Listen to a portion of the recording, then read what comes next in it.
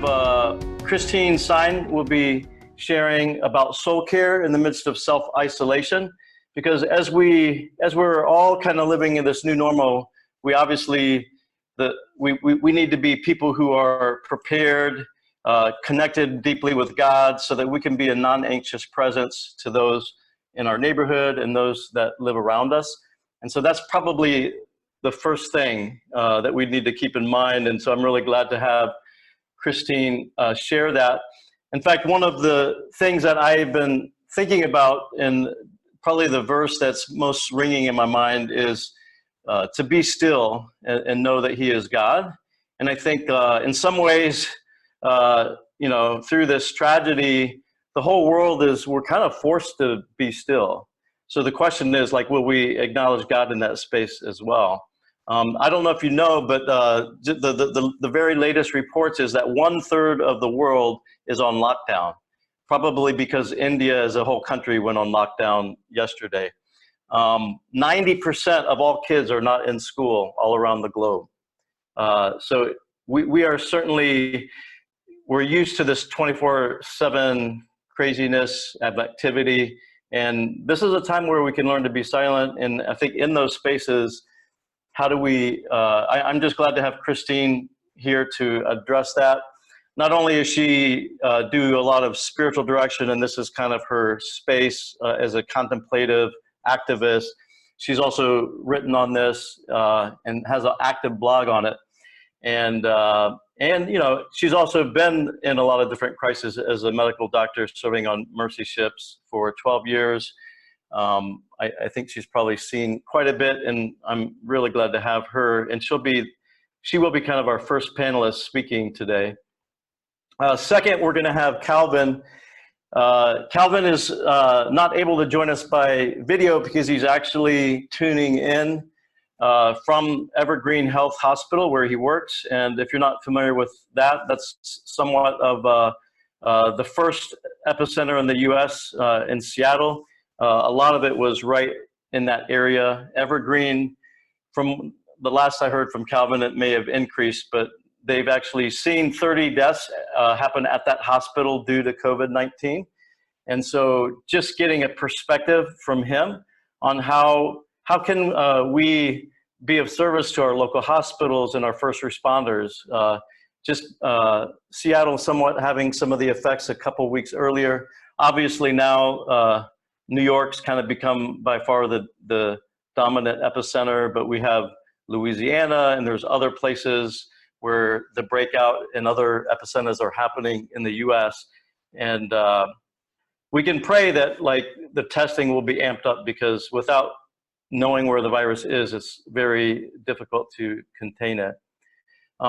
We are gonna, after that, we're glad to have Strawser, who is also a medical doctor, but as the unique thing about this panel is that most everybody here is also a church planter. They also might be a doctor or a nurse or a community developer or IT person, but they're all locally involved, and many starting new initiatives, and many kind of doing it in a way that's unique. A little bit, it's not so much centered around the pastor in the building, but more around the people as a congregation in the neighborhood. And I think because, most all of these, other than Christine's a blog writer for V3, but each of the participants have been part of a V3 training, and that's the unique way that we're training planters to plant. And I think because of that, I feel like they're going to contribute some really, really great ideas, because they've learned to exercise that muscle of being neighborhood oriented and really getting their whole community to be living out their calling. And so I'm excited to learn from each of them. Is going to be sharing how to be a community on mission, but with a wise sense of social distancing, which is a new phrase for all of us over the last few weeks. We're going to be happy to hear from Jevon, Washington, who's right in Seattle, and he's going to be sharing how do we bless small businesses and youth at risk. And those are really, really deep problems. We're probably going to be doing another webinar on dealing with small businesses just because of the craziness around that. So that we have some things planned, and that's one of them. And then Cory Doiron, who's going to be coming in from Portland, Oregon. He pretty much looks like when he speaks, you'll see him, nice beard. He fits a whole typical Portland thing, but they're totally living in their neighborhood, and he's going to give us some very concrete things on what we can do to minister to a very specific and reasonable group of people in the neighborhood. And we will, following this, have some time, some follow-up emails to give you some resources that might be even presented during this time.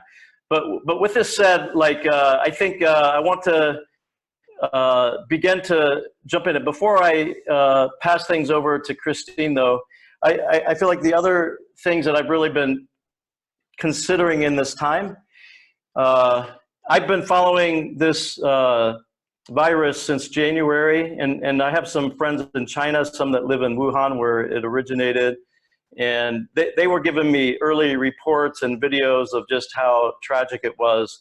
And for some reason, like, it's grabbed my heart since then, and I had to, God's kind of forced me, if you will, to pay attention to this. I talked to Pauline, who's an amazing intercessor prayer warrior, so that she could kind of get her whole international team praying for this.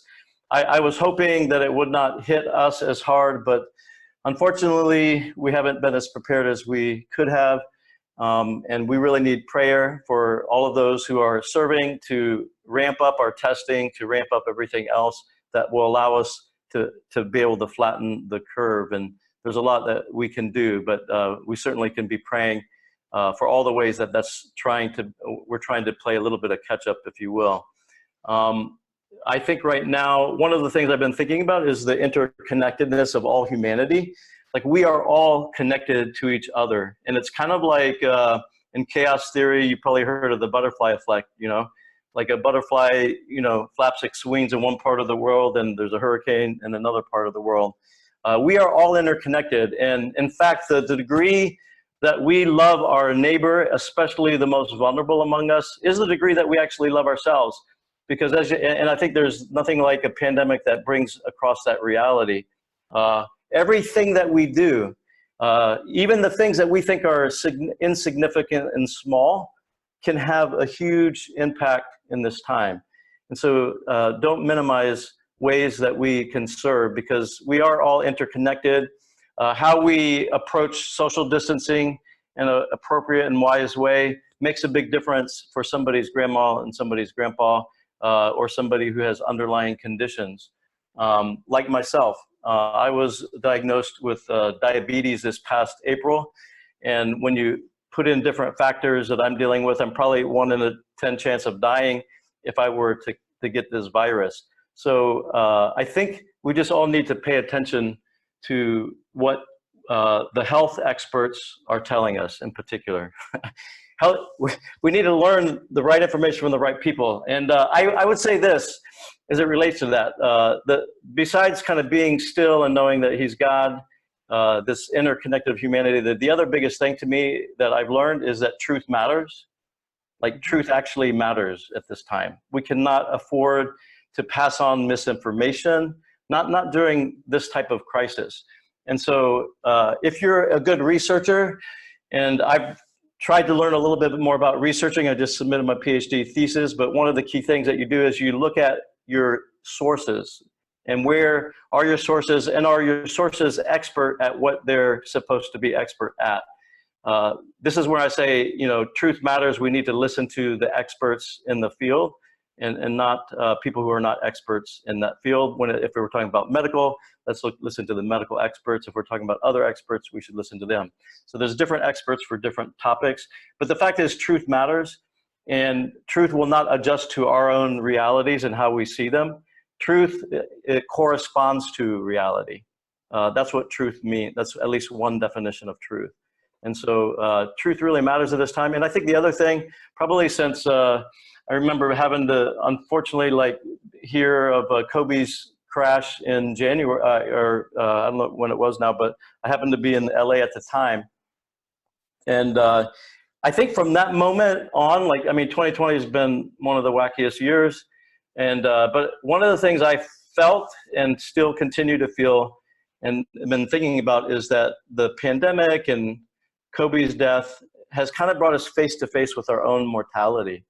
The fact that we are fragile people. And I think if that's the case, there's a lot of people in this liminal space that are thinking about their worldview and rethinking about it. And it's a time as the people of God who are connected with him, who can be a non-anxious presence, and that we have the ability to be and share the good news of Jesus Christ. And the fact is that while we don't have to fear death, we want to steward our lives and love our neighbors in such a way that we have the opportunity to share with them the truth about the life, the death, and the resurrection of Christ, knowing that they too can overcome death through Christ and through living in him and faith in him. So with that said, I want to turn it over to Christine, and I'll just let you take it on. What can you tell us as it relates to soul care, especially many of us are on lockdown or in self-quarantine? Okay, thanks, JR. I enjoyed what you had to say there. And I feel it's a real privilege to be involved in this. And I hope you don't mind. I'm going to read what I say so that I make sure that I get in all of what I think of are the important points. Because, I think in the midst of this COVID-19 world, all of us to reorder the way we do things, and we're struggling with anxieties over our families, over our jobs, and also I think over the increased busyness that it's created. I've talked to so many people that are telling me that they're feeling overwhelmed and overworked at the moment, and I think that probably church leaders are at the front of that curve.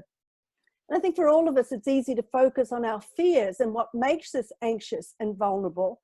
And of course, some of us are closer to the hotspots. My husband Tom and I live in Seattle as well. We've been following it since really things began. And, we know how easy it is to become consumed by the daily statistics and the inadequacy of testing. But I think one of my big concerns is that it's not just the testing that's inadequate. Our commitment to self-care, I think, is inadequate as well. And that contributes to our fears and anxieties. And I find that church leaders are some of the worst at looking after themselves. But, if we want to be effective in reaching out to others, then we really do need to look after ourselves. So what are we doing for self-care? How are we looking after ourselves? Because this means taking a good chunk of time to focus on soul-enriching practices. And we really cannot afford at a time like this to ignore these things.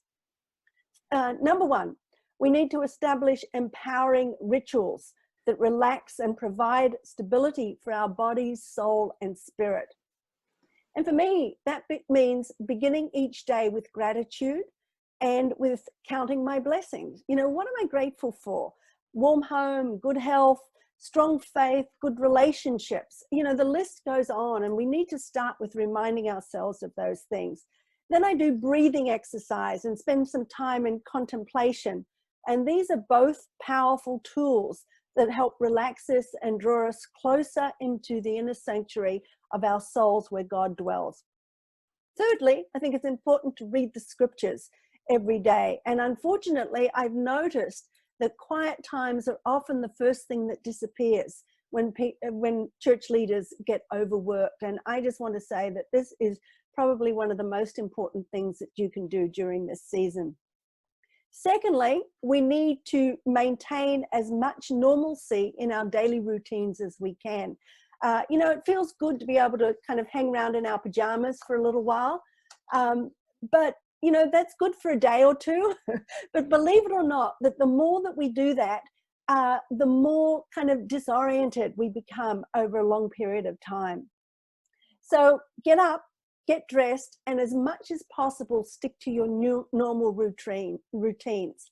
Also, surround yourself with what I like to call at-home items. These are the kinds of things that make you feel safe and secure. You know, maybe there's an armchair that you like to sit in. Maybe it's a good place for you to be working during this time.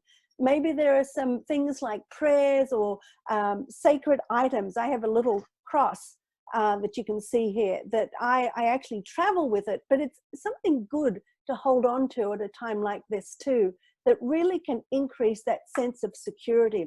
We need things that anchor our souls, and these are the kinds of things that do that. And then don't allow yourself to obsess with the bad news. You know, look for good news stories, and sometimes this has to be a very deliberate thing to do. You know, there are so many of them springing up all over the place there. So look for them, take them into yourself, and then share them with others as well. Thirdly, make sure you're getting plenty of exercise. You know, we can't go to the gym, but we can develop home exercise routines, and these are so important. Most of us are still able to go for walks, and a good walk, especially amongst nature, is very important as well. And I like to do what I call awe and wonder walks, where I look around and I look at the things that give me a sense of awe. And as spring is bursting out in Seattle here, that's not hard to find. But these kinds of things really help us to focus on the good, and they strengthen our souls in amazing ways. Start a garden. You know, it's fascinating to me that that this is something that a lot of people are starting to do. And of course, it's a wonderful activity to do with kids as well. Fourth, make sure you get plenty of sleep. You know, when we're sleep deprived, we become irritable, anxious, and depressed. And two things that really help us get good sleep are taking regular exercise and the kind of contemplative practices that I just briefly mentioned before. Fifthly, get creative. You know, if there's a creative pursuit that you have wanted to do but haven't had time for, then this is probably a perfect time to get going on it.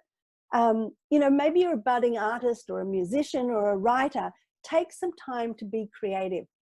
And I just want to mention that my last book, The Gift of Wonder, is full of creative suggestions that are particularly geared towards helping us connect to God and discover a new joy in our relationship with our Creator at a time like this. And last but not least, get out, play, and have some fun. Play and laughter are wonderful ways to de-stress ourselves, and they even strengthen our immune system. And I just wanted to finish with one of the things that I did earlier in the week was we were talking about laughter, and I said, okay, let's do a spontaneous laugh. So I want to leave you with a spontaneous laugh. Thank you. Thank you. Appreciate it. I got you laughing, JR. Thank you. Did. It doesn't take. Thank you so much. Yeah, thanks for bringing those really, really focused and helpful advice. We're going to move to Kalvin Kim right now. Kalvin is only able to join us by phone, so unfortunately we can't see his handsome face, but he's joining us from, literally he's taking a break from his work at Evergreen. Like I mentioned earlier, they've, at least last time I talked to him, they had 30 deaths related to COVID-19 at the hospital. Even some of the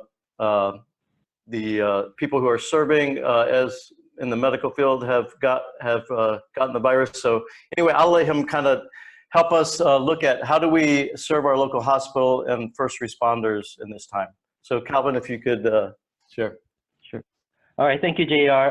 It's probably a good thing that you're not seeing me because I need a haircut really bad.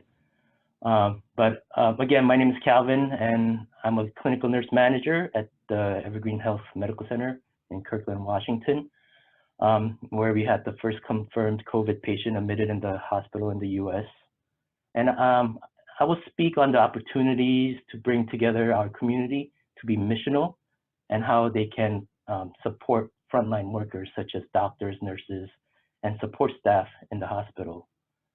So before I go down the list, I just want to quickly paint the picture for everyone to help you understand what some of these workers are going through mentally and emotionally. It's their job to take care of patients. However, especially during these times, they're putting themselves at risk day in and day out, and they're overcoming their fears for themselves and their loved ones every day to take care of someone else's loved ones. So with that, here are some ways we can serve and support these frontline workers. First, help and encourage your community members to follow their local government directives, such as shelter in place, social distancing. Many of us are doing this, but some are not. And as you all know, this helps flatten the curve and hopefully not overburden the healthcare system, which in turn will bring less pressure on the healthcare workers. To some, it may appear that the COVID situation is getting worse, and please remind them that this is expected. It will appear to get worse, and maybe it might be hard to see the effects of the directives right away, but these actions are working and will work in the long run. And second, donate medical supplies, gloves, masks, goggles. Each hospital has a foundation, a marketing department, or designated department that will be handling donations. And right now in your area, there may be a movement to make masks. You can do this at an individual level, or you could work with with organizations that are taking on this mission. And this is a good time to work with, as JR and Dan will put it, the person of peace in your community to make connections. And third is to donate meals or snacks to the hospital. Personally, I've seen many local businesses and individuals deliver and donate meals for the workers. They will bring prepackaged or boxed lunches and dinners for specific departments and units. And trust me when I say the workers are really appreciative, not just for the food, but seeing their community supporting them. And fourth way to support is to encourage your members to engage, obviously at a safe distance, the frontline workers and first responders in a positive way. If they see them out in the community, such as a grocery store, a person may be hesitant or cautious around these healthcare workers, given where they work. These negative vibes of avoidance are definitely felt by the frontline workers. And another way to support is if you know the frontline workers personally, and if you are able and comfortable and are not at risk, offer to provide childcare. There are childcare guidelines, and your local Department of Health should have them, and the guidelines might be for childcare facilities, but you could still follow the principles laid out in those guidelines. And lastly, think about using social media to show support. Post messages, pictures of encouragement. Each hospital and first responder agencies, they all have Facebook and Instagram accounts. So now these are just some of the suggestions, and you can visit your local hospital websites to see if there are other ways to help, obviously. And as always, I ask you to continue to keep them in your prayers. And thank you. Kalvin, thank you for that, and thank you for being with us, even taking time out of your busy schedule. As I mentioned earlier, we're not able to see Kalvin. He's not able to get on video because he's at Evergreen Health Hospital right now. And from what I remember, you have to go now. So unfortunately, we won't be able to have Q&A with Kalvin, but we thank you. Those are very practical, super helpful stuff for us. So thanks for that, Kalvin. Yeah. Thanks for being with us. And if there are any questions that is directed towards me, feel free to send them. I'll do whatever I can to answer and eliminate. Okay. Thank you, Kalvin. Thank you. Yep. Next, we have Un, and what does it mean to be living on community and with wise social distancing? And I think this is really important, even what Kalvin was saying. The World Health Organization, just as of Monday, talked about how the pandemic's accelerating, how it took 67 days to get to the first 100,000 cases. It took 11 days to get to the next 100,000. It took 4 days to get to the third 100,000. And now we're currently at already, and this was given Monday, we're at 300. We're already at 511,603 cases worldwide with over 23,000 deaths. So Un, what does it mean to live on commission with this wise social distancing as a medical doctor and as a church planter? Okay, I'm just gonna screen share so I can, visuals are always more helpful than that. Can you guys all see this? Thumbs Yep. up. Okay, awesome. So I'm just gonna run through this really quickly about what social distancing is for everybody. I think it's an opportunity to have a clarity on it. What can social distancing look like in real life, and how can we be the church in the midst of social distancing? So many of us have heard this phrase already, flatten the curve. As Christians, as followers of Jesus, we're going to say, love your neighbor, therefore flatten the curve. I just want to tag off of what Kalvin Kim was saying, that basically flattening the curve is a medical or healthcare capacity issue. It is not an economic or political conversation. It is a healthcare perspective. And flattening the curve is basically saying if the number of cases can be less at any duration of time, then the healthcare system, the hospitals, the people who will be caring for the most vulnerable in our society, the people, if the elderly, those with immunocompromisation, those people will be safer in societies if we can flatten the curve. In real life, what that means is there's only two ways currently in the world, because there is yet to be a vaccination to be produced, but social distancing and wide screening are the two only ways of having protective measures to flatten the curve. This is just a real life sample of the fact that the blue line is South Korea. January 20th was when they had their first reported case. The green line is Italy. It was January 31st is when they had their first reported case.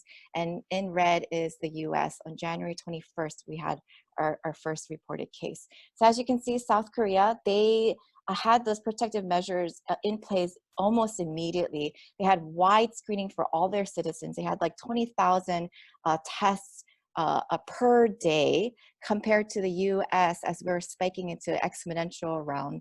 And not flattening our curve currently. We're probably at a good 40,000 tests per day nationally, and relatively we should be at like 100 to 150,000 tests. So this is just very real life. Everything that JR introed us with, it is a real life problem for all of us. And how can we begin to think about this real life situation as church leaders? Social distancing, the best that we can do today is having a mindfulness about the people around us and taking it pretty seriously. Social distancing is being away from people that we, apart from our household who aren't sick, at least 6 feet away. That's the distance between two people at the ends of either side of a 3-seat sofa or the width of a large sedan. It also includes hand washing. It's the most simple things, and these are the things that are going to save societies. It's good hand washing, practicing good hand hygiene, practicing surface cleaning on a daily basis, making sure that if you are sick, that you are going to quarantine yourself for 14 days, because it takes anywhere between 2 to 14 days for the symptoms to arise. So doing things like this as a medical personnel, you're not keeping just our grandmothers and grandfathers and those with underlying conditions safe. You're keeping actually people like me safe, so that I can keep everybody safe as well. From a standpoint of social distancing and how do we do this meaningfully as a community on mission, I just want to echo what JR is saying. It is such a moment for church leadership at this time. When the plague hit in 251 and 165 AD, were the Christians who stayed and cared for those who were sick and the poor, and that all of a sudden put Christianity on the map worldwide, and nations started to pay attention to what followers of Jesus were doing in a self-giving, self-love, others-loving, focused way. So I do echo the call that JR is giving for all of us to think creatively, be the first ones to think mindfully about our local context in this unique time. Such an opportunity for us. So I just wanted to give some practical ways that our community, we're a church plant that's a year in. I'm the lead pastor. We have a core group of people about 25 to 30, and we serve a community of people about 300 every month in Honolulu, Hawaii. So this is what our church used to look like, have community dinner gatherings. We can't do that anymore because our community is in lockdown as well and shelter in place. So our community looks like this now. We do a lot of Zoom video conferencing as able, but the thing to note is that we don't do mass video conferencing on purpose. I am probably doing way more video conferencing with smaller groups of people because the deep connections as Jesus followers are really, really found in not just teaching out a group of people, but having ways to create meaningful relationships during this time. So most of our time, we just do like an hour's worth of teaching. I'll cut it in half and do 30 minutes. And then the rest of the time is 30 to 45 minutes, where immediately after those kinds of get-togethers or gatherings, digital gatherings, people are calling each other, FaceTiming, Zooming, video conferencing in groups of 2 or 3 so that they can have immediate, intimate kind of ways to relate and grieve together, celebrate together, think through this together, share stories together. The other thing we're doing with our community is each person, we call them owners or members of our church, each person is aware of their own unique context. If they're sheltering at home, then they know that their household is their unique context for mission. And they know that their immediate neighborhood and their places of essential activities are going to be parts of mission for them. So this example of one family in our community, they just found that they had a lot of toilet paper because they bought in bulk. So they just made packages and passed them out to all their neighbors, just handed it door to door, creating social distancing by creating community. They also made it so that they had, this whole condo basically is pulling resources together. Neighbors are contacting neighbors for like, hey, we're in need of eggs, or we're in need of paper towels, and they're sharing all of a sudden because of this family. Then lastly, what we're doing in the context of a gathered group of people, Easter is a big thing that every church is probably thinking about and has been thinking about, and all of our plans have changed. So we've quickly thought about what is the biggest thing that we can do together as a community to share in this time. We're going to think about the elderly in our unique context. We've already had a partnership with a low-income senior living facility in the heart of Honolulu. We've had a partnership with them for over a year now. And so for Easter, instead of listening to a sermon from me, Easter is going to be about gathering, pulling donations, non-perishable food donations together so that we can provide groceries, a month's worth of groceries for all of the residents in this one location. So these are just examples to think creatively. It's an opportunity to actually think about your church in a creative and unique manner. And really, it's an opportunity for God's people to step up to be God's people. Thank you, Uns. So helpful.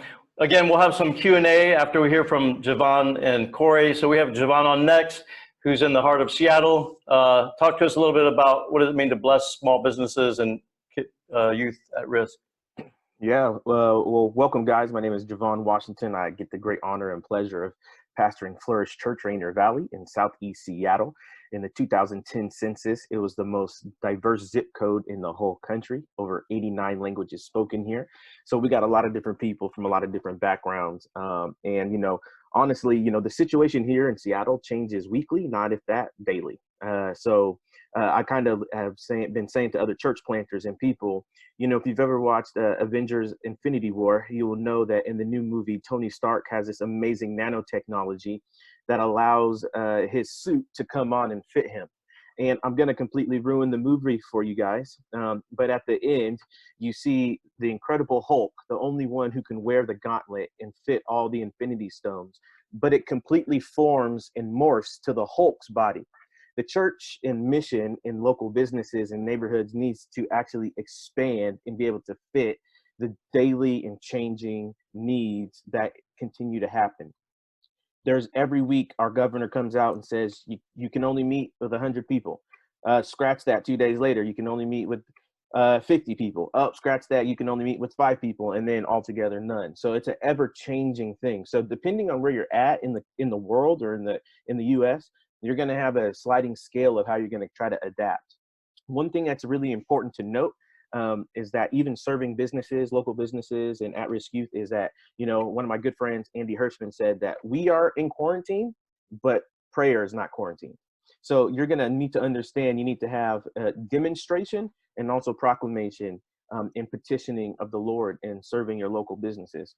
So some of the things that we are doing, if you understand anything this past week, 3.3 million people have filed for unemployment now, losing their jobs. My wife actually works in the restaurant industry. She actually lost her job this past week. One of the great relationships that I have with another restaurant here, they have got multiple restaurants. They just closed all 3 locations just yesterday.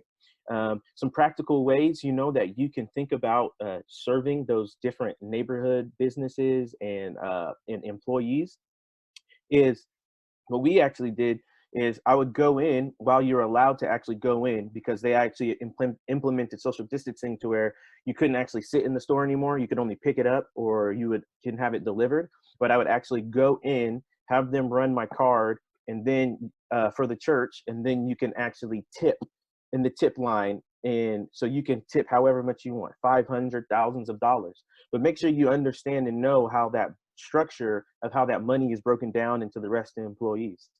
So as I know that some of these owners have went without pay for many weeks so that their employees could actually have pay, they are trying to figure out how they're going to pay their employees. So you need to think strategically about how their system is so that they can actually distribute it properly or fairly amongst different employees. Also, look at people who are on Facebook in these certain businesses in your neighborhood where they work. If you know one who works with somebody, most likely they are friends with somebody else on Facebook.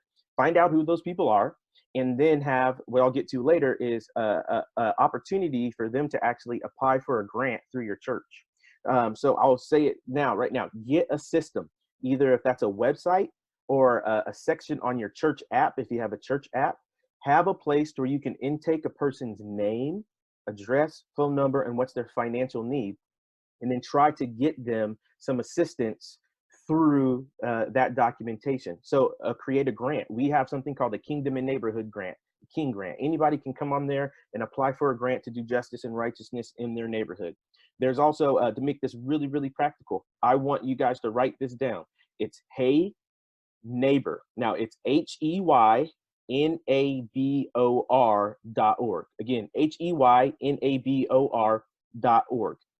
This is a pre-made application that will allow people in your neighborhoods and local businesses. So connect with your local business owners and say, hey, do you have employees that you had to lay off? Are you yourself in need of help and you had to temporarily close? Fill out this grant, and then we can, this application for this grant, and then we can help financially even with your employees in the intermediate period, as well as potentially you. The other website is Hope Grid, HOPEGRID.com.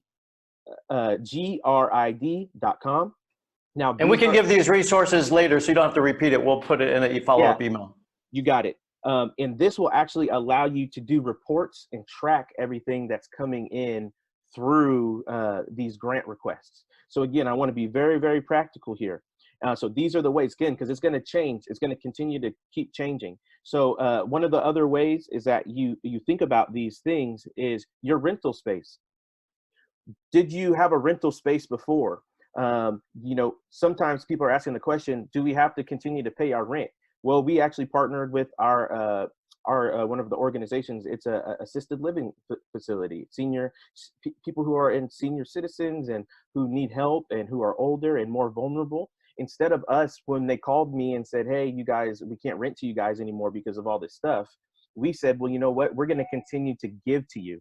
So we're continuing to pay our rent as if we already are living there. Not even with the inclination that we'll ever get that building space back. We're saying we want to bless you, we want to love you. So we're supporting them financially. So you need to even think about that local business, about how to continue to support them. And the last one would be, how do you understand and take care of youth at risk? It all starts with the family. most schools are closed here in Seattle until the 24th of April. So most families in our neighborhood and this area are looking for those free meals, that breakfast and lunch, and only can afford to pay for dinner. So think about how you feed those kids meals in your neighborhood to do that. Now, social distancing and the stay-at-home order that we have in Seattle makes those things difficult, but you have to think creatively about how you can be able to do that, whether it's doing gift certificates through DoorDash or something to cut out mass amounts of people to, again, flatten the curve. And then think about that you need to feed families. Kids are at risk because families are at risk. Okay, so if you take care of the family, if you take care of the mom, the dad, the grandma, the auntie, then the kids don't have to do something crazy and stupid to get money. They don't have to do things to figure out just to be able to survive and take care of their family. So one of the best ways that you can do that is take care of the family. And so those are some of the things that I think about serving local businesses, again, grants, and then, really finding those people about how you can really help and leverage that. Thank you, Jevon. And we're going to have some time for Q&A once we hear from Cory. Cory's coming to us. He's a church planter in Portland, Oregon. So go ahead and share with us, Cory. Hey everyone, I'm Cory. I'm in Portland, Oregon, in the north part of the city. And just wanted to share a little bit kind of how we've begun to respond here in a practical way. When all this started, and we're kind of hearing, we're in Oregon, and so directly below us in California and above us in Washington, where it's two of the kind of huge outbreaks.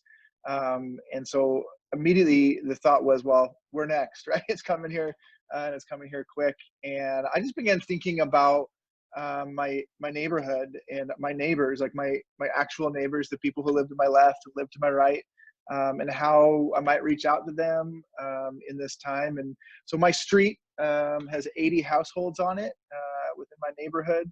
And I immediately reached out to one of my neighbors who hosts like a neighborhood party every year with this idea of creating a neighborhood directory so that we could be connected with each other, that if this gets worse, at that point we were still allowed to kind of see people, but if this gets worse and everyone is housebound, how do we check on each other? How do we care for each other? How do we reach out to each other if we don't know how to contact each other? So we emailed sheet email addresses for about 20 of our neighbors.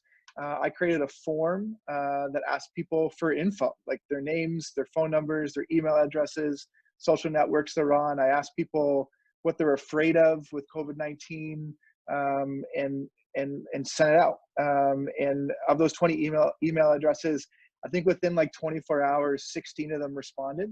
And then the next day, I printed off just a little sheet of paper in my home printer, introducing myself with my phone number and my email, and a link to the form if you want to type it in really carefully into your computer. And my 5-year-old son and I went door to door and put one in every mailbox of all 80 households. And then within like 2 days now, we're over half the households have responded to our directory, providing all that information, including information about people who live in their house. So like their spouses and their kids, and sharing vulnerably about where they're at. And just like kind of quickly, like in my neighborhood or on my street, I didn't know this, but there's a man on my street. He's 97 years old, lives by himself, and has no family in town. And so for the last 2 weeks, I've been calling him every day, every other day, just checking in on him to make sure he's okay, to see if he needs anything. And so it's just been this beautiful response. Other neighbors thanking me. I had one neighbor reach out and just say, "Hey, thanks so much for doing this. I live with my father, who's in his mid-90s, and really nervous about what might happen." And so just knowing that neighbors know that we're here has been really important. Another neighbor reached out whose younger family feels medically safe in all of this. Both her and her husband are working from home, and just said, "Hey, we weren't really sure what to do, but we thought you might know. Thanks for doing this," right? And so just immediately these neighbors kind of reaching back in. And so what I've been encouraging people to do is to consider like a bounded set, like what is a bounded group of people that you can care for, and you're likely a part of one already, whether that's your street, it could be your job. Like you could reach out to all your coworkers and make sure they're taken care of. It could be like a coffee shop you're a part of. It could be a local bar you attend or a restaurant you frequent. Like, what's a bounded set that you're a part of that you could immediately just reach out to and say, hey, we're here. I'm here. Let's be connected to one another during this time. There's a member of our community that is a bartender at our local bar, and she's thinking and figuring out ways that she could reach out to the patrons of that bar. And then how could you mobilize something inside of that bounded set, right? So I think in these times, it's really easy to think that, for a lot of people, to think they've got nothing to give and nothing to do. But the reality is within those bounded sets, there are all kinds of assets. There are all kinds of things that people can give. And some of it is financial, like some of it is material. But I think what we're seeing inside of this is there's a lot of talk about material, but people's emotional needs and spiritual needs. There's people in your neighborhood and people in your workplace that have deep struggles with depression, you know, and as like in my neighborhood specifically, like the first week was sunny. That's awesome. But now we've got rain for 2 weeks, right? So people are going to be indoors and it's raining. And for some people, getting out of bed is a struggle, right? So a phone call could literally be saving someone's life or keeping them from being in a depressed state and keeping them from being in a terminal state. So just connecting neighbors to one another doesn't mean that I have to call every neighbor, right? Just connecting neighbors to one another means that they're checking in on each other and reaching out to each other and using the assets they have. One of my neighbors, in response to these emails, has taken sidewalk chalk and created a workout loop with sidewalk chalk on the sidewalks on our street. Another neighbor has been doing art in her window so that you could like walk around and see art in her window. Another neighbor created this like on St. Patrick's Day, created these shamrocks and encouraged people to put shamrocks in their windows so that kids could go look for the shamrocks around the neighborhood, right? So like people are beginning to think about what do they have and what can they offer and what can they give. I think we're in a time during this season where there's so many like Jesus-y things we can do, like hands and feet kind of stuff. And neighbors are looking to give, like they want to participate in things. And like, we're the church, like we're good at these things. Like this is stuff that we know how to mobilize this stuff. So we can invite neighbors to participate in Jesus-y kind of stuff. And people can like see the kingdom, experience the kingdom, and participate in a move of God long before any kind of like conversion, or you know, like they can participate in what God's doing. God is at work in your neighborhood. He's at work in your workplace. He's at work in your bounded set. It's up to us to participate and listen to the assets of our neighbors and invite them to participate in what God's doing. I think that's what I got. Yeah, thank you, Cory. Yeah, so we only have a little bit of time for Q&A, but I do want to let you know that this is being recorded and you will be able to watch the replay. So any details, we also will try to follow up with a email. Maybe we'll get Cory's Google form so that if that's something that you want to use, some of the things that Jevon pointed to, we can point you to a link of some of Christine's thoughts. And again, so those are things there, but we will have a couple of questions to the panelists, and this is open to any of you guys, so you can speak to it, but try to be brief. We'll probably need to finish in 8 minutes, trying to kind of keep this. This isn't the only time that we'll be doing some webinars, so we have others coming up. So if you sign up for this, we'll let you know of those coming, because I'm sure there's a lot more things. There's a lot of good stories happening out there with the church, and this was just a few people that I've talked to that have some very concrete ways to do it. Also, so the one question, another question was related to children. Can anyone speak into going through the pandemic with young children? Those of us with young kids have less time and unique challenges to deal with on top of everything else. Anybody want to speak to that? Man, I'm a bivocational pastor. I work in technology sales here in Seattle. The door is closed and locked, so my kids can't get in. It's been crazy being at home with kids. I mean, I think one thing to everybody having to stay in, it's just harder because kids need to be outside and they want to be outside and you want to be outside. And I do think that there's an emotional thing going on as well that's coupled with the physical piece, you know. And so I think the more games you can find, the more creative you can be, you know, about, you know, rhythm of TV or screen time, if you do those kinds of things. That's been something that we've been doing, but my wife has been just doing a great job at those things. But I would say that's kind of what we've been thinking about and approaching in this space. Well, and something my next door neighbor mentioned this morning that I thought was good too is something she'd read because she was starting to feel overwhelmed.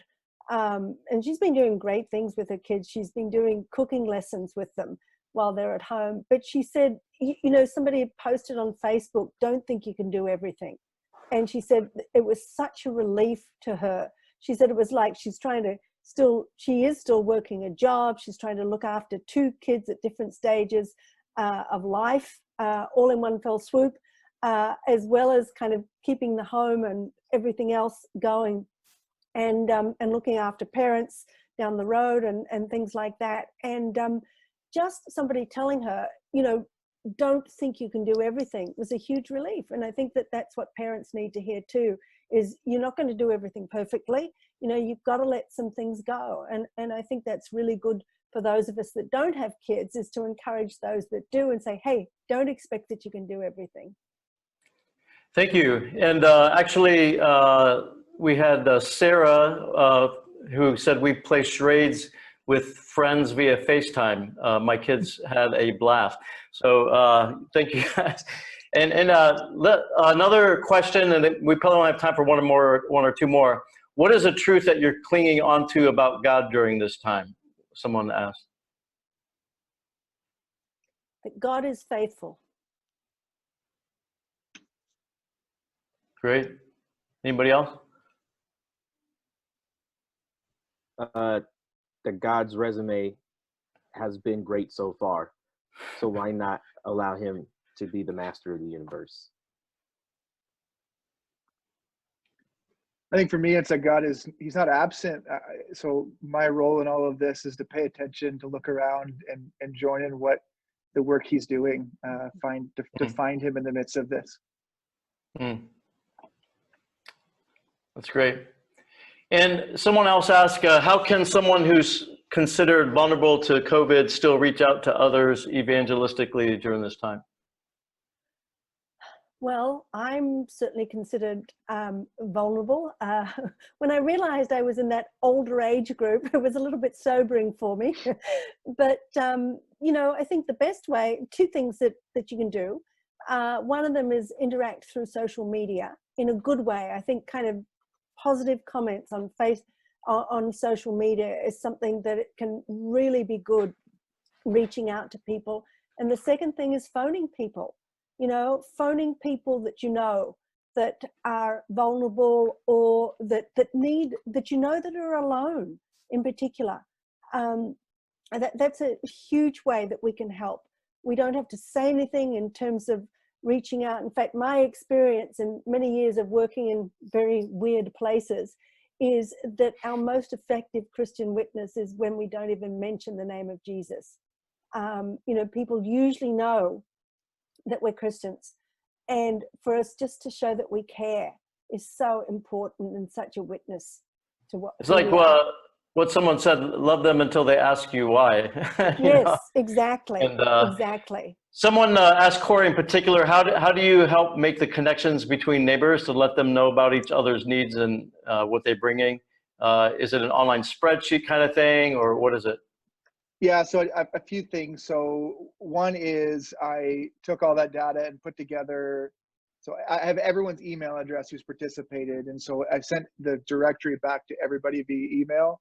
But one of the questions in the spreadsheet is asking the kind of the social spaces online where people already participate. And so I took the kind of the top few that most of our neighbors were already involved in, and kind of released, kind of helped make people connections there. So the main one was Facebook. So we have a Facebook group for our street that a lot of people are on. And the other one is an app called Nextdoor. I don't know if your communities use Nextdoor, but a neighborhood app. So I've created now you can do groups on Nextdoor. This is a brand new feature from Nextdoor, I think in response to COVID, but so we've created a group for our street on Nextdoor. So email, Facebook, and Nextdoor are the primary 3. Now, my 97-year-old neighbor has none of those. So I'm calling him personally and bringing him a hard copy of our directory. So other than him, everybody is on one of those three.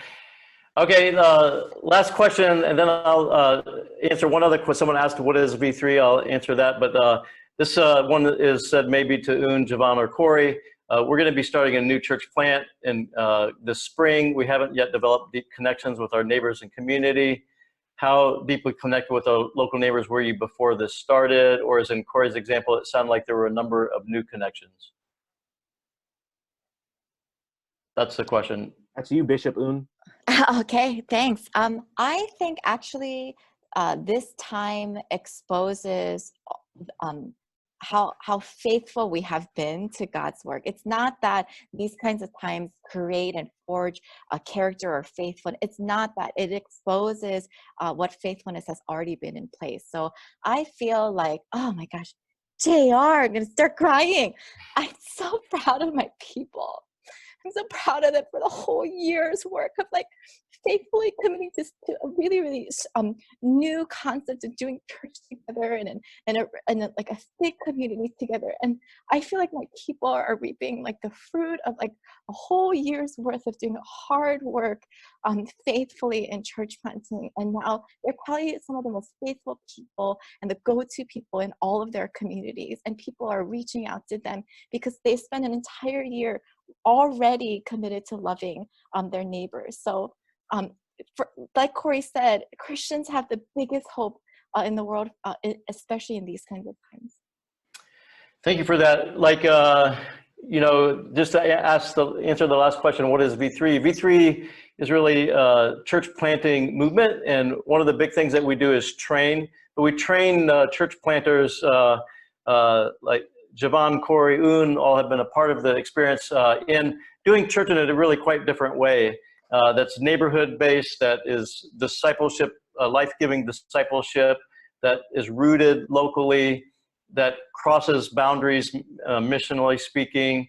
And so we really, we'll send some information about that so you can learn more about those opportunities. And we will have some other webinars. We are out of time, but I'm going to ask Un to close us in prayer. But I just wanted to thank Kalvin, who left us early. Jevon, thank you for the beautiful things you're doing there in Seattle. Cory, thanks for the things you're doing in Portland, and all of you, and Christine for the help in the soul care, and Un, just the perspective on what it means to be a mission on community and have wise social distancing, or like someone made a comment, we want to distance physically, but still stay connected socially. That was a good point. But regardless, thank you guys for taking the time. I know as leaders, as Christine said, that's oftentimes we have a lot more communication to do now than ever before, but hopefully you're taking some time to care for your soul. And we are going to have actually a two-day experience that really is all about soul care coming up at the end of April. And we will let you know about that as well. But Un, could you close us in a prayer? Yeah. Let's pray. Jesus, thank you so much that you are Lord of all things and you redeem all things for the good purposes that you have for us. So I just thank you for your faithfulness to us. I thank you for your faithfulness to creation. I thank you for your faithfulness in being a light in dark places. I just thank you for every single person who is here now. I thank you for every single person who is yet to experience this webinar, that you would give all of us creative, thoughtful, meaningful ways to be a light in dark places. Would you give us courage, and would we be people not just who are hope to others, but who carry the one and only true hope to them. In your good name we pray. Amen. Amen. Thank you guys for joining us.